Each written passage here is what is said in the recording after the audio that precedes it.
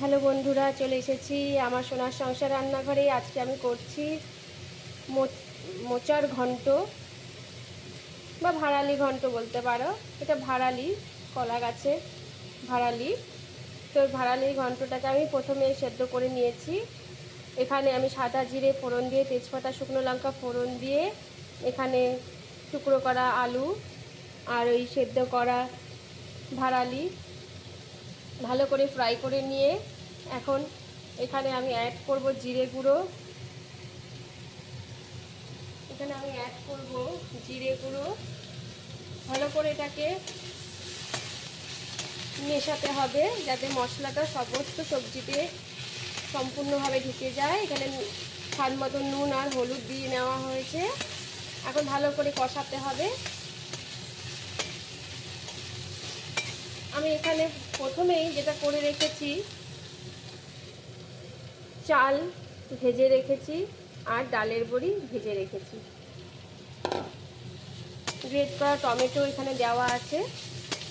তো ভালো করে কষানো হয়ে গেছে। এখন আমি উপর থেকে দিয়ে দিব ভেজে রাখা চাল।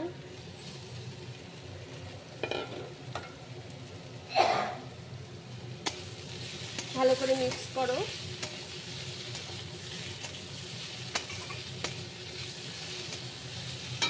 উপর থেকে এখন দিতে হবে এই ডালের গুঁড়ি একটু গুঁড়ো করে। খুব শক্ত। ভালো করে মিক্স করো। আর যে যেরকম ঝাল খাবে তোমরা সেরকম ঝাল। আমি এখানে কাঁচা লঙ্কা দিয়ে নিয়েছি, চিড়ে নিয়েছি কাঁচা লঙ্কা। এখন আমি দিয়ে দিব পরিমাণ মতন জল। খুব বেশি জল দিতে হবে না, এটা মাখা মাখা একদম কষানো কষানো হবে।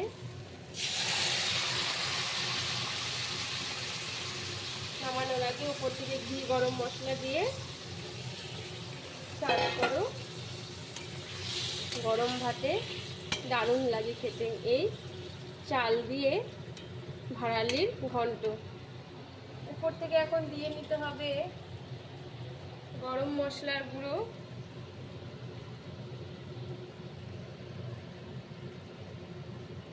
সামান্য গরম মশলার গুঁড়ো দিয়ে নিতে হবে। এখন অ্যাড করব ঘি। তোমরাও চটপট বানিয়ে ফেলো এই রেসিপিটি।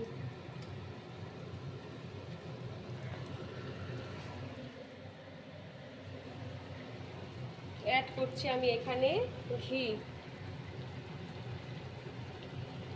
দেখো, এখন এটা গরম ভাতে খেতে কিন্তু ভীষণ ভালো লাগবে, কিন্তু গরম গরম খেতে হবে।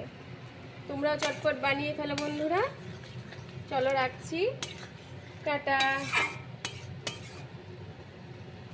দেখো কি সুন্দর রেসিপি।